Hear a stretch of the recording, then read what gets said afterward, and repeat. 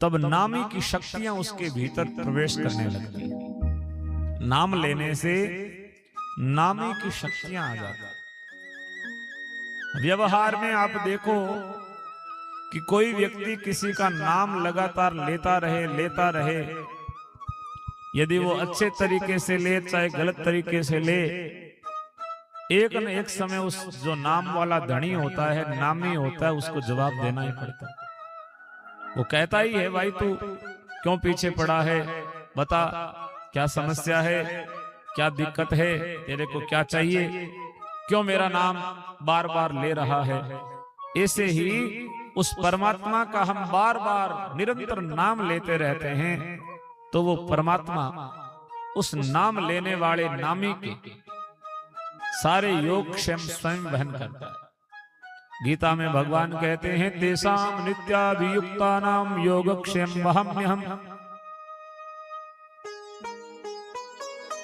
जो भगत लोग मेरा भजन करते हैं, मेरा जप करते हैं, और जो केवल मेरा ही आश्रय लेते हैं, केवल मेरा ही आश्रय लेते हैं, तब भगवान कहते हैं ऐसे भक्त का योग और क्षेम दोनों में वहन करता हूं। भैया आपने तो बीकॉम ही किया था ना, फिर बिना एमबीए या सीए के आपको बिग फोर में जॉब कैसे मिली, वो भी? कहते हैं एक बार कोई एक फकीर था, साधु था, और किसी नगर में आया, भजन करने के लिए बैठा, तो कुछ लोगों ने उस पे कंकड़ पत्थर मारने शुरू कर दिए, लेकिन उसने माला नहीं छोड़ी। अब भगवान जो है, कहते हैं लक्ष्मी भगवान के चरण दबा रही थी, और भगवान तुरंत जो है उठ करके भागे। माता लक्ष्मी बोली, महाराज क्या बात हो गई, क्या भक्तों में भीड़ पड़ गई कि एकदम से भाग गया, मेरी कोई चाकरी में चूक रह गई। तब भगवान थोड़ी दूर भाग करके गई और फिर लौट करके वापस आ गए। लौट करके वापस आए, माता लक्ष्मी ने कहा कि महाराज, जिस प्रकार से आप उचक करके भागे थे और अब वापस लौट आए, क्या बात हुई, इतनी देर में कार्य सिद्ध भी हो गया। भगवान बोले कि वो मेरा कोई भक्त था, नाम जापक था, और नाम ले रहा था, और लोग उस पे पत्थर मार रहे थे, मैं उसको बचाने के लिए जा रहा था। भगवान माता लक्ष्मी ने पूछा कि महाराज फिर गए क्यों नहीं, वापस क्यों आ गए? बोले मैं जब जाने लगा तब तक तो उसने स्वयं पत्थर उठा लिया और वो लोगों पे फेंकने लगा, जवाब खुद देने लग गया। तब मैंने कहा अब मेरी जरूरत नहीं है, वो अपने आप संभाल ले। जो केवल भगवान के नाम के आश्रय रहता है, उसके योगक्षेम भगवान वहन करते हैं। विश्वास, दृढ़ भरोसा है, उसको सब कुछ परमात्मा देता है। मलुकदास, कौन नहीं जानता उनको, जिन्होंने कहा कि अजगर करे न चाकरी, पंछी करे न काम, दास मलुका कह गए सबके दाता राम। और ऐसा ही कुछ महात्मा सुरजन दास ने लिखा कि मनवा भजे तो विष्णु, भज कर मन धीर करार, कण कीड़ी मण कुंजरा, दाता देवनहार, दाता देवनहार, अनड़ पक्षी गज पंच, हंसा ने मोती मिले नाय, खालक घर खंच। यानी जिस परमात्मा ने हंस को मोती दिए हैं, अनड़ पक्षी जो आसमान में रहता है उसको 5 हाथी के जितना भोजन रोज चाहिए, उस अनड़ पक्षी का पेट भी भगवान भरते हैं। तो जो कोई उसके सहारे रहता है उसको भगवान भूखा नहीं रहने देता। मलुकदास कहते हैं बड़े नास्तिक प्रवृत्ति के व्यक्ति थे पहले, और एक जगह जब उन्होंने सुना कि भगवान के भरोसे रहने वाला कभी भूखा नहीं रहता, उसको अन्न भगवान देते हैं, और जो पूर्ण रूप से भगवान के भरोसे हो जाए तो भगवान मुख में आकर के ग्रास भी दे देते हैं, इतने परमात्मा दयालु। मलुकदास जी ने कहा कि मैं परीक्षा लूंगा, यदि आपके भगवान ने मुझे भोग दे दिया तो ठीक है, और ये नहीं दिया तो फिर आपकी खैर नहीं है। महात्मा थे, उन्होंने कहा कि भरोसा तू पक्का करके तो देख, भगवान तेरे भोग लगाने के लिए आएंगे, भोजन तुझे कराने के लिए आएंगे। कहते हैं मलुक जाकर के एक बहुत पेड़ था ऊंचा सा, उस पेड़ के ऊपर चढ़ करके बैठ गए, और उस पेड़ के ऊपर चढ़ करके बैठे और मन में संकल्प लिया कि यदि भगवान मुझे यहां आकर के भोजन करा देगा तो मैं मान जाऊंगा। यहां आकर के मुझे भोजन दे दिया तो मुझे भरोसा हो जाएगा कि भगवान कण कण में व्यापक है। एक कथा आती है कि कारीगर पत्थर घड़े पत्थर में पायो छेद, छेद में एक कीड़ो जिणरी नई जीवणरी उमेद, मुख में चावल लटके कर मालिक ने याद कामड़ो कदे न अटके। कारीगर तू क्यों भटके? कारीगर ने पत्थर फोड़ा, पत्थर के भीतर छेद। कारीगर चौंक गया, अरे पत्थर के बीच में छेद किसने कर दिया? चलो ऊपर तो मान सकते हैं कि किसी ने छेद कर दिया हो, लेकिन छेद देखा और आश्चर्य हुआ कि उस छेद के भीतर एक कीड़ा। अरे इसके तो ना हवा जाने की जगह ना पानी जाने की जगह, इसके अंदर कीड़ा कहां से आ गया? और अचंबा तब हुआ तब कीड़े के मुख में भी चावल का दाना लटक रहा है। यहां किसने खेती की, किसने दाना पहुंचाया? कारीगर को भरोसा हो गया कि अब जो है हमें चिंता करने की जरूरत नहीं, क्योंकि वो परमात्मा जो है सबको अन्न पोषण करता, भूखा रहने नहीं देता। ऐसे अनेकों कथाएं आती। तो मलुकदास जी पेड़ की ऊपर डाली पे चढ़ के बैठ गए, निर्जन वन में जहां कोई इंसानों का आवागमन नहीं। एक दिन बीत गया, राम राम राम राम राम राम राम राम राम राम राम राम राम राम निरंतर जो है राम नाम की रणकार लगाई हुई है, और सोच रहे हैं कि देखते हैं भगवान कब आएगा और कब आकर के मुझे भोजन कराएगा। एक दिन बीत गया। सज्जनों, अगले दिन भूख बहुत तेज लगी। जो आदमी रोज भोजन में कभी अवकाश नहीं लेता, उसको भोजन की भूख बड़ी तेज और भयंकर लगती है।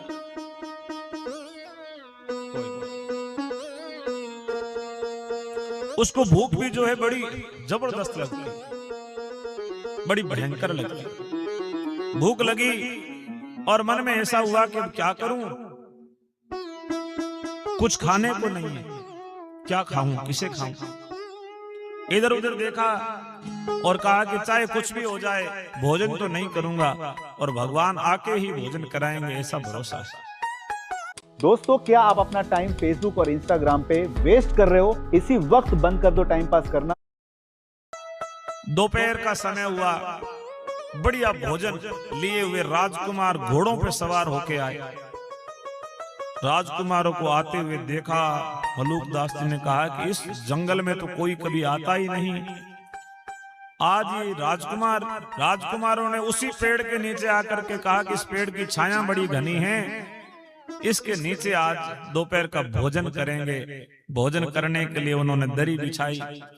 दरी बिछा करके बढ़िया भोजन, अपने टिफिन के ढक्कन खोले तो भोजन की सुगंध, खुशबू बहुत ऊपर तक गई। भूख लगी हुई होती है तब भोजन की बड़ी सुगंध आती है। पड़ोसियां के 3-4 घर दूर बनता है तो ही रोटी की खुशबू आती है, और भूख नहीं लगी हुई हो तो भाई हलवा बना हुआ हो तो ही सुगंध नहीं आती। जो स्वाद होता है वो भोजन में नहीं होता, भूख में होता है। भूख जितनी अधिक होगी भोजन उतना ही अच्छा लगता है, स्वादिष्ट लगता है। और भूख अच्छी लगे, आपको भूख बढ़िया लग रही है ना, तो समझो ये भी भगवान की कृपा है। बाकी लोगों को भूख नहीं लग रही, खूब सारा खाते हैं और खाने के बाद कहते हैं अब और क्या खाऊं जिससे दोबारा भूख लग जाए, क्योंकि पछता नहीं, दोबारा भूख नहीं लगती।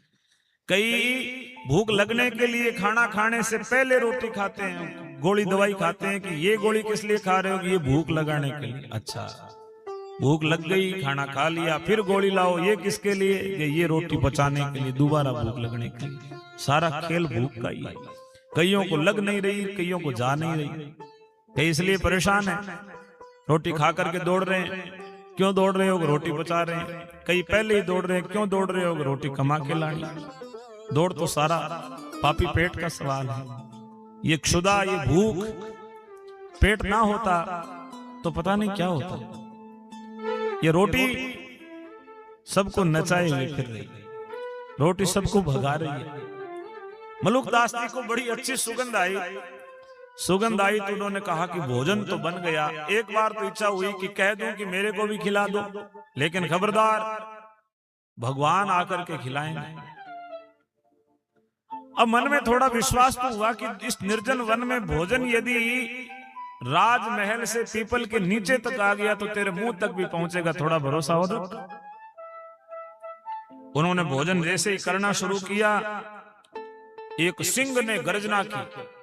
जैसे सिंह ने गर्जना की, राजकुमार तो भाग गए, भोजन वहीं पड़ा है। और गजब की बात देखो सज्जनों, सिंह ने उस भोजन को नहीं खाया। सिंह मांसाहारी है, कहने को पशु है, लेकिन उसको पता है कि क्या खाना है क्या नहीं खाना है। बढ़िया जीवन बनोड़ो जे मिनक वे तो चाह कर जरूर चेक करे। आदमी की प्रवृत्ति है कि वो हर चीज को चखता जरूर है, चाहे मरना पड़े कोई बात नहीं, लेकिन खाएगा जरूर।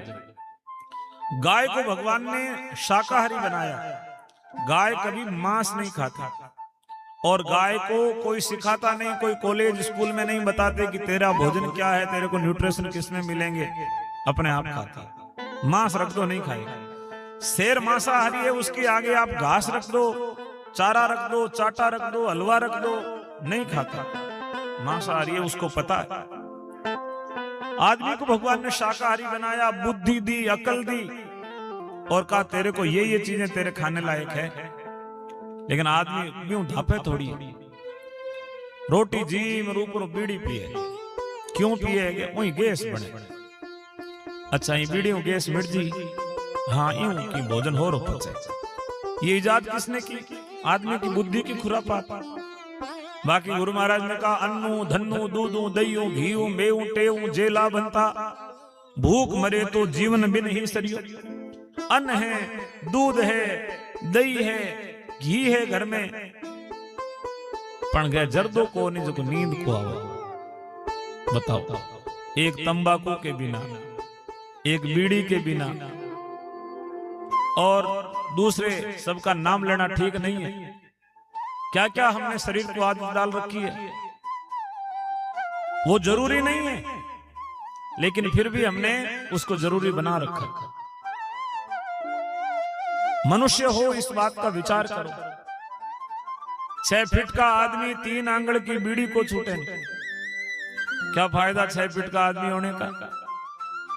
और गजब की बात तो ये है कि सत्संग माऊं बा बीड़ी उठार बार ले जाए, बेटे बेटे के गुदा मारे, थोड़ो चाल बारे, थोड़ो चाल बारे बारे जा गेड़ो देर पुटवार भेजे हिदुर किया कि थोड़ी दूर जा रहे के काम कियो। अब बता तो सके कौन बीड़ी लेगी बार मिन का मैं बैठन देनी, मां गरगा के कन्ने होण देनी कि हूं तो बाहर होऊंगे। क्यों? कि मां नींद को नींद तो घणी आवे, पण मां बीड़ी को पी जाए जिन अड़गो जार होई हगला। और कईयों ने तो जो है सारा मामला ही खराब कर रखा है, खुद तो बीड़ी पीते ही पीते हैं, घर वालों को और पिलाते हैं। बीड़ी ऐसा नशा है तंबाकू का कि घर में धुआं कर दिया तो जो नहीं पीता उसके भी नाक तक तो पहुंच जाएगा। बड़ा पाप है किसी को नशा करवाना, किसी को गलत चीज उसको देना, पाप ही तो है। IJORD मेडिकल रिसर्च के हिसाब से एक ऐसा ट्रीटमेंट आ गया है जो बाल वापस ला सकता है, और ये ट्रीटमेंट और जिस घर में तंबाकू का धुआं होता है सज्जनों, उस घर में आप बढ़िया सुबह सुबह 2 किलो गाय के घी का हवन करो, और हवन करके पूरे घर को शुद्ध करो, और 1 बीड़ी बाढ़ दो, सारे का सारा जो है तहस नहस हो जाता है, सारा मामला खराब कर दिया। वातावरण के अंदर जो पवित्रता है, वातावरण की जो शुद्धि है, जो यज्ञ आदि करने से होती है, वहां यदि तंबाकू का धुआं हो जाता है तो सज्जनों वो सारा का सारा नष्ट हो जाता है।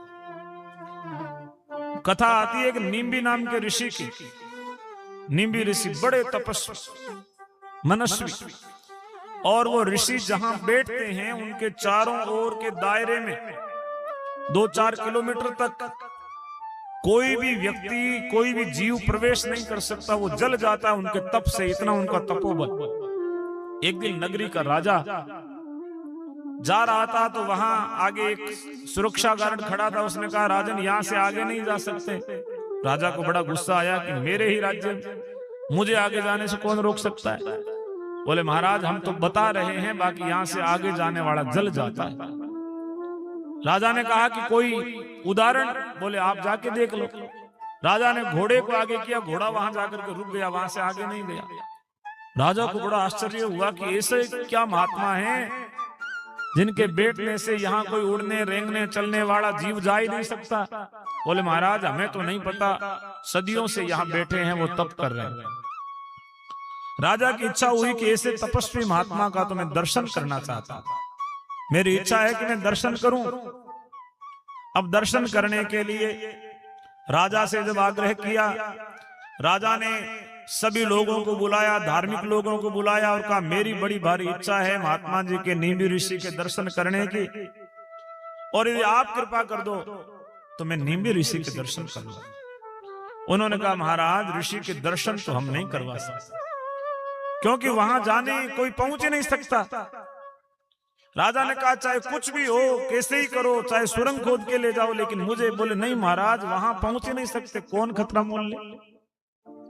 तब गांव के गणिका आई और गांव की गणिका ने कहा महाराज ऋषि के दर्शन तो आपको मैं करवा सकती हूं, लेकिन उसके लिए कुछ सामग्री चाहिए।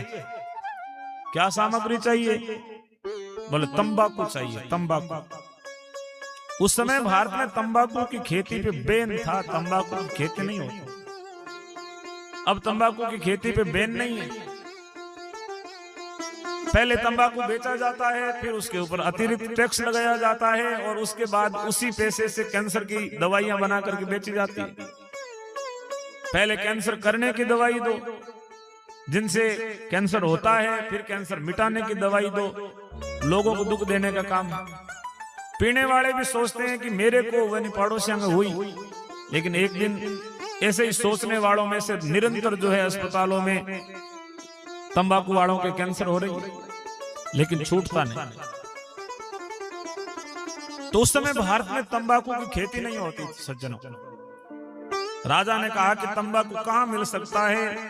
तब कहा कि खाड़ी देशों से मंगाना पड़ेगा। खाड़ी देशों से तंबाकू मंगाने की व्यवस्था की।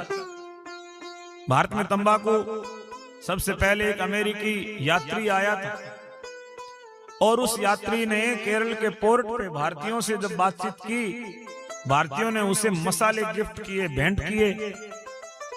भारतीयों ने उसे लौंग दिए, इलायची दी, जीरा दिया, मेथी दी, अजवाइन दी। ये सारे के सारे मसाले भारत के थे, उसको भेंट किए। इन मसालों की सुगंध देख करके उसने कहा कि मेरे पास तो देने के लिए एक चीज है, और उसने तंबाकू दे दिया।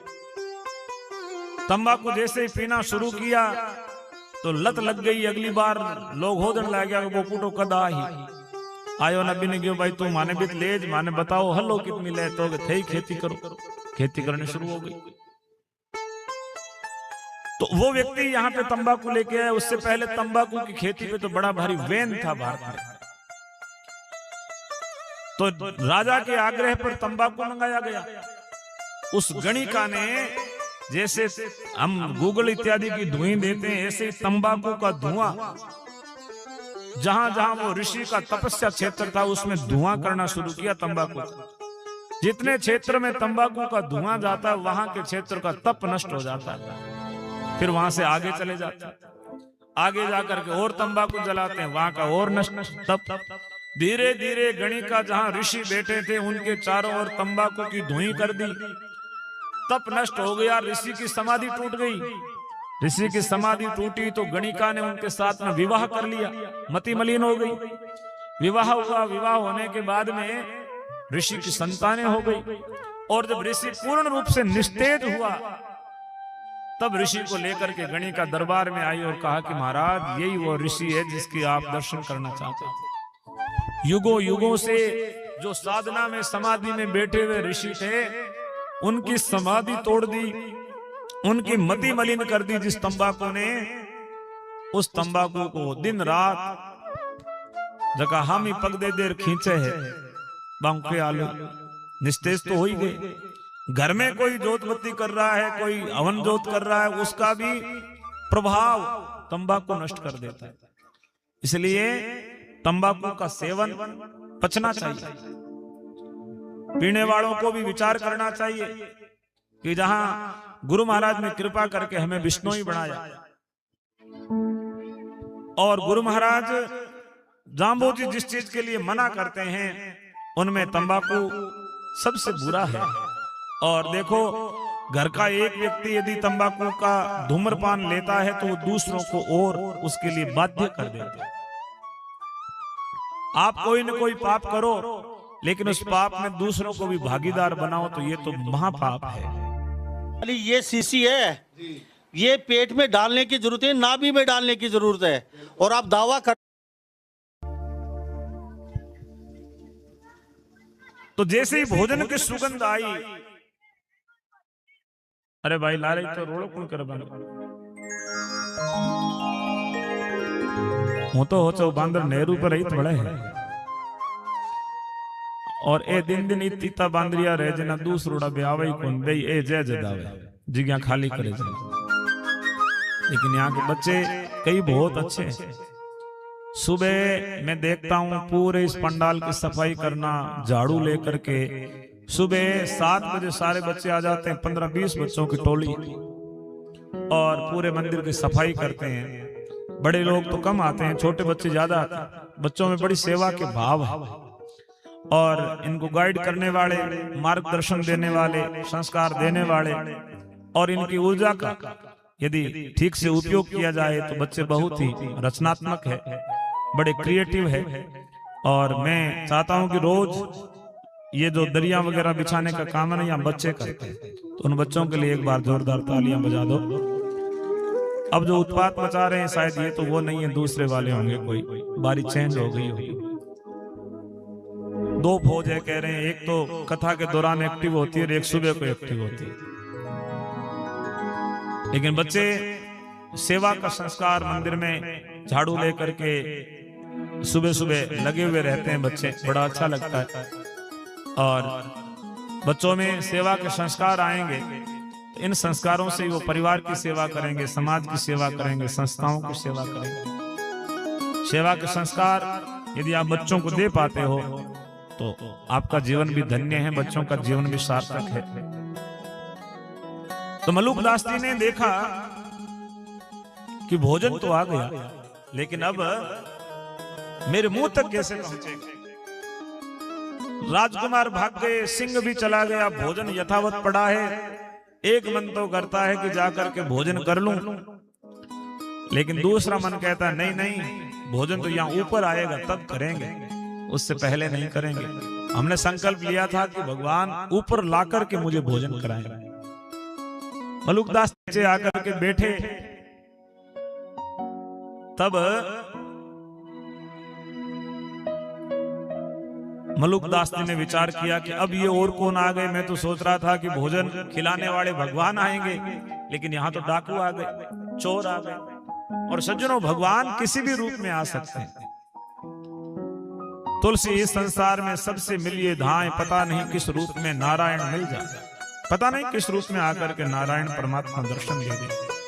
इसलिए सबसे प्रसन्नता से धाए करके दौड़ करके मिलना चाहिए, क्योंकि जनता ही जनार्दन है, जनता के भीतर ही जनार्दन बसता है, नर के भीतर ही नारायण है। कोई नारायण अलग से अवतार लेकर के हमेशा नहीं आता, परमात्मा हमारे भीतर से ही किसी न किसी रूप में आकर के प्रकट होता है।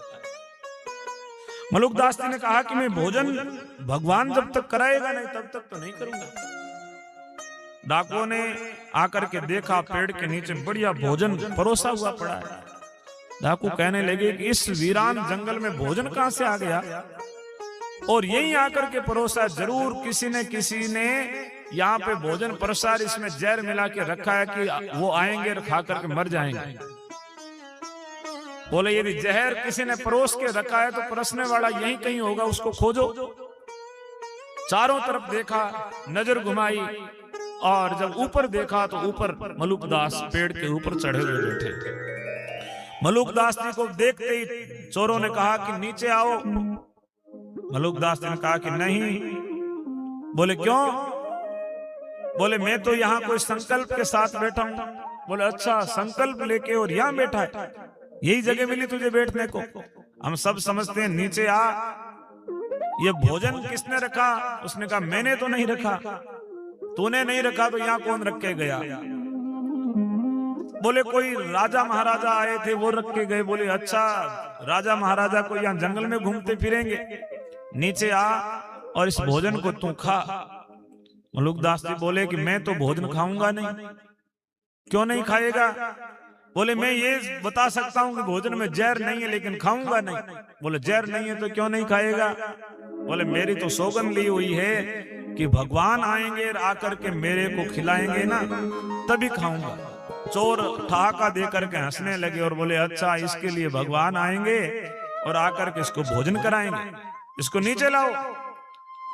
आवाज लगाई, नीचे नहीं आए तो पकड़ करके नीचे धक्का दे करके पेड़ से नीचे डाल दिया। नीचे डाला और कहा कि भोजन खाओ। मलुकदास जी बोले नहीं, मैं तो नहीं खाऊंगा। बोले खाना पड़ेगा। बोले मैं खाऊंगा ही नहीं। तो उसका मुंह पकड़ के मलुकदास जी का 2-4 पीठ में मुक्के मारे और जबरदस्ती भोजन मुंह में ठूंस दिया। भोजन खाना शुरू किया और मन में तुरंत आभास हुआ कि देखो मैं तो सोच रहा था कि भगवान क्या मेरे मुख में आकर के भोजन देंगे, लेकिन आज मुझे पक्का भरोसा हो गया कि यदि मुंह बंद रखूंगा तो पीट पीट के मुख में देंगे, लेकिन भगवान आकर के भोजन मुख में देते। भरोसा होना चाहिए। अब मलुकदास जी दौड़ते दौड़ते आए, आकर के संतों से कहने लगा कि मैं धन्य हो गया, मैंने विश्वास किया और मेरा भरोसा इतना दृढ़ निकला कि आकर के परमात्मा ने मेरे को भोजन कराया और ऐसे ही नहीं पीट पीट के कराया। मैं कह रहा ये नहीं खाऊंगा, बोले ये भी खा, ये भी खा, ये भी खा, और 7 पकवान भगवान ने आकर के मुझे खिलाए हैं। मैं परमात्मा का धन्यवादी हूँ। उन परमात्मा के एहसान को मैं कैसे चुकाऊं? तब उन्होंने लिखा कि अजगर करे न चाकरी, पंछी करे न काम, दास मलुका कह गए सबके दाता राम। भगवान सबके दाता, सबको देने वाले हैं और उन देने वाले परमात्मा के प्रति यदि किसी का भरोसा दृढ़ है, विश्वास कमजोर हो जाता है जीव, और जिसका विश्वास पक्का है, विश्वास दृढ़ है, सज्जनों विश्वासो फलदायक है संशय आत्मा विनश्यति। अपने इष्ट पे, अपने परमात्मा पे अपने भरोसे को दृढ़ रखें। भरोसा बड़ा डामाडोल हो गया है। हमारे पुरखों ने पिछले 400 वर्षों तक भरोसा केवल एक परमात्मा पे रखा, एक गुरु महाराज पे रखा। आपका बिजनेस चल रहा है, क्वेश्चन ये कि आप चला रहे हो कि आपके एम्प्लॉइज हैं। आप अपने एम्प्लॉइज को 10 काम दें, उसमें अब तो नित्य नए देवता जन्म ले रहे हैं, नित्य नए इष्ट हमारे बन रहे हैं। किसी देवता की आलोचना कभी नहीं करनी चाहिए, किसी देवता को भला बुरा कभी नहीं कहना चाहिए मन वचन कर्म से। सब देव अपने अपनी जगह, अपनी अपनी ठोर पे पूजनीय होते हैं, लेकिन हमारे इष्ट जो होते हैं उनकी पूजा हमें करनी चाहिए।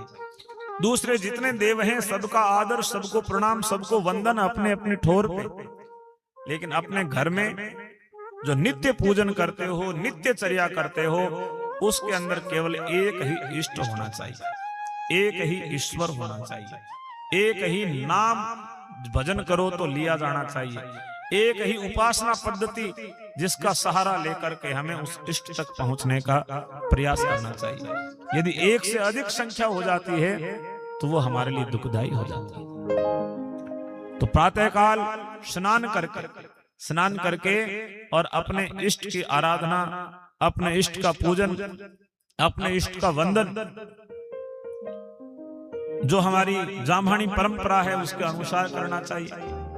घर में जो जोत है उस जोत को कभी नहीं छोड़ना चाहिए। भगवान की जोत मत छोड़ो, थारे जीवन में हमेशा चांदनो रही, और जामे जी की जोत छोड़ और थे दी दूजी जगह चांदनो देखो तो वो अंधेरो मिटे को। अपना अंधेरा हम स्वयं कर रहे हैं। गुरु महाराज ने कहा जागो जो वो जोतन खोवो छड़ जासी संसार। बणियन बनबा कईयन कईबा, सुनियन सुनबा, खड़ियन खड़बा, रे भल करसाणी ताके करण गातो हेलो, कली काल जुग बरते जेलो ताते नहीं सुरासु मेलो। भगवान कहते हैं जागो जो वो, जागो और देखो, जो वो मन देखना, जागो जो वो क्या करें, लेकिन भगवान कहते हैं जोतन खोवो, अपनी जोत को मत छोड़ो, जोत को मत गमाओ। जोत को गमा दिया, हवन छोड़ दिया, जोत छोड़ दी, तो उसके बाद में तो भणियन भणबा, जो पढ़ने योग्य है उसको पढ़ा नहीं, सुनियन सुनबा, जो सुनने योग्य थी उसको सुना नहीं, खड़ियन खड़बा, जो खड़ना चाहिए, जो बीज बोने चाहिए थे वो बोए नहीं। तो भैया कली काल युग बरते जेलो, ताते नहीं सुरासो मेलो। भगवान कहते हैं फिर उनके कान में चाहे कितने ही हेले देते रहो, हेले देने से लाभ नहीं होगा, क्योंकि उन्होंने अपना अंधेरा स्वयं कर लिया। तो नित्य कथा सुनते हो, 29वीं कथा आपके गांव में हो रही है, मंदिर में हो रही है, और उससे इतर कितनी कथा साल भर में आप लोग सुनते हो, लेकिन कुछ अपने आचरण में परिवर्तन जब तक आप नहीं लेके आओगे तब तक भला नहीं होगा। थोड़ा प्रयास स्वयं को करना पड़ेगा। एक गुरु महाराज थे, उनके पास में कोई चेला आया, चेले ने आकर के कहा गुरुजी घर में बड़ा संकट है और आर्थिक संकट भी बड़ा परेशान कर रहा है, कोई ऐसा कुछ दे दो जिससे आर्थिक संकट दूर हो जाए। गुरुजी ने जो है एक मणि दी जिसका नाम था पारस, और पारस मणि के संबंध में ऐसा कहा जाता है कि वो लोहे को छुआ दो तो सोना हो जाती। गुरु महाराज ने पारस मणि दी और कहा कि ले ये पारस मणि है, जितना तेरे को चाहिए उतना लोहे को छुआ के सोना बना लेना और तेरा संकट दूर हो जाए तब मेरे को वापस पहुंचा देना। चेला ले गया, लेकिन चेला था शंकालु और मन के अंदर तर्क आया कि लोहे की जिस डिब्बी के अंदर पारस मणि डाली हुई है, यदि पारस छूने से लोहा सोना हो जाता तो पहले इस डब्बी को ही सोना बनाता, ये तो सोने की बनी नहीं। अब गुरुजी ने कह तो दिया, लेकिन करे कौन, घर ले जाके डब्बी को रख दिया और मन में विश्वास ही नहीं था, क्योंकि पहले तर्क मन में आ गया कि होगा कैसे, लोहे को इसको सोना नहीं बनाया। कई महीनों के बाद गुरुजी आए और कहा रे भाई तूने मेरी वो मणि वापस नहीं पहुंचाई। चेले ने कहा गुरुजी आ लो मणि। मणि वापस दे दी, लेकिन गुरुजी ने पूछा भाई तेरे हालात तो अभी तक बदले नहीं, अभी तक हालात वैसे के वैसे ही है। उसने कहा गुरुजी इस मणि से हालात बदलते तो पहले इस डिबिया के बदलते, ये तो लोहे की पड़ी है। गुरुजी ने कहा रे मूर्ख, डिबिया को खोल के देख तो लेता। डिबिया को खोल के देखा तो डिबिया के अंदर रेशम के कपड़े में लपेट करके वो मणि रखी हुई थी। डिबिया और मणि के बीच में रेशम का टुकड़ा था, और वो रेशम का टुकड़ा हटाते ही गुरुजी ने जैसे डिबिया के छुआया तो डिबिया तुरंत सोने की हो गई। चेला बोला गुरुजी अब दो मेरे को वापस। गुरु महाराज बोले अब बार बार चीजें हाथ में नहीं आती, ऐसे ही मणि हमारे हाथ में है, हमारे घर में है। लाली लाली सब कहे सबके पल्ले लाल, पर गांठ खोल देखी नहीं ईश्वित भया कंगाल। अपनी गांठ को खोल के देखो। शब्दवाणी है, गुरु महाराज के नियम है। अपने घर में बहुमूल्य थाती रखी हुई है, लेकिन कभी उस पर विचार नहीं किया, कभी उस पर चलने की चेष्टा नहीं की। सुनने का भाव बहुत है, सेवा का भाव भी है, लेकिन श्रवण के बाद आगे की प्रक्रिया जब तक नहीं करेंगे तब तक उस श्रवण का जीवन में लाभ नहीं हो पाएगा। सर आपके हिसाब से आजकल लोग सबसे ज्यादा हेल्थ मिस्टेक क्या कर रहे हैं? देखिए मेरे हिसाब से दिन में 24 घंटे होते हैं और आत्मा वारे श्रोतव्यो मंतव्यो निध्यासितव्यो, पहले सुने, सुनने के बाद मनन करें, मनन के बाद निध्यासन करें। ये बिल्कुल वैसा ही है कि आपके शरीर में बीमारी है तो बीमारी को ठीक करने के लिए सबसे पहले डॉक्टर के पास जाना पड़ेगा। डॉक्टर के पास गए, डॉक्टर ने नाड़ी देखी, जांचें की और दवाई का आदेश फरमा दिया, कागज में लिख दिया कि ये दवाई लो। दवाई ले भी ली। डॉक्टर के पास जाने मात्र से बीमारी ठीक नहीं होती, और दवाई ले लेने मात्र से बीमारी ठीक नहीं होती। दवाई लेके घर आ गए, घर लाके रख दी, उससे भी बीमारी ठीक नहीं होती। समय समय पर दवाई लेना है, और जो पथ्य कुपथ्य का निर्देश डॉक्टर के द्वारा दिया गया है उसका पालन करना है, तब वो दवाई बीमारी को ठीक करेगी। आप सत्संग में घर से आए हो तो ये बिल्कुल उतना ही काम हुआ है जितना आप बीमार व्यक्ति डॉक्टर के पास जाता है, डॉक्टर कहता है कि ये दवाई लोगे, इस दवाई से आप ठीक हो जाओगे, इससे ये हो सकता है और इतना समय आपको दवाई लेनी है। सुनते ही जो आपको एक बार मन में दिखता है कि ठीक है ये दवाई लेते ही ठीक हो जाऊंगा, लेकिन उसके बाद डॉक्टर कहता है कि दवाई खरीदनी है। आप कहोगे कि सुन ली बहुत है, इससे लाभ हो जाएगा। सुनने से लाभ नहीं, केवल उतनी देर ही लाभ हुआ जितनी देर आपने सुना, लेकिन सदा सदा के लिए लाभ तो तब होगा जब सुनी हुई बात को जब मौका मिले तब उसको इंप्लीमेंट करो, जीवन में अपनाओ। एक घड़ी के अंदर हम टाइम देखते हैं, एक अलार्म लगाते हैं। सत्संग है ना, वो आपके अंदर एक अलार्म का काम करना चाहिए। घड़ी में आपने अलार्म सेट कर दिया कि सुबह 4 बजे जगना है, तो 4 बजे का अलार्म लगा दिया। जैसे ही 4 बजे की घड़ी के अंदर अलार्म बजना शुरू हो जाएगा। ऐसे सत्संग आपने अब जो सुनी है, आप घर गए, संध्या की बेला हुई और आपके अंदर सत्संग का अलार्म बजे कि अब संध्या करने का समय है। सुबह हवन करते समय आपके मन में सत्संग का अलार्म बजे कि अब हवन करने का समय है, और अमावस्या आ गई तो अब व्रत रखने का समय है। कोई पास में नशा कर रहा है तो उसको टोको, अंदर का अलार्म बजे कि ये नशा हमारे लिए नहीं है। तब कथा सुनने का लाभ है।